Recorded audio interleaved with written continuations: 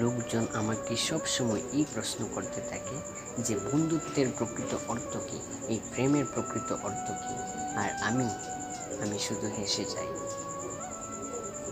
কারণ এটা সেরকমই প্রশ্ন যেন কেউ জিজ্ঞেস করছে যে অনর্থের অর্থ কী। অনর্থ যখন হয়েই গেছে তখন তার অর্থ জেনে কী হবে। ঠিক সেইভাবেই সেই বন্ধুত্বের অর্থ কী, যাতে আপনার কোনো মতলব আছে, আর সেই প্রেমের অর্থ কী, যাতে আপনার কোনো স্বার্থ আছে।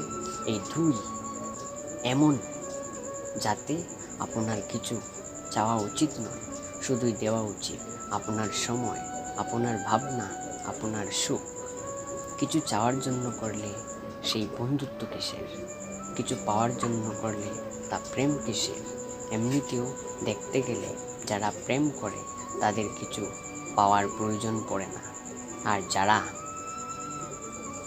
এই আড়াই অক্ষর প্রেম শব্দটি জানে তাদের কাছে সংসারের সবথেকে বড় ভাণ্ডার আছে।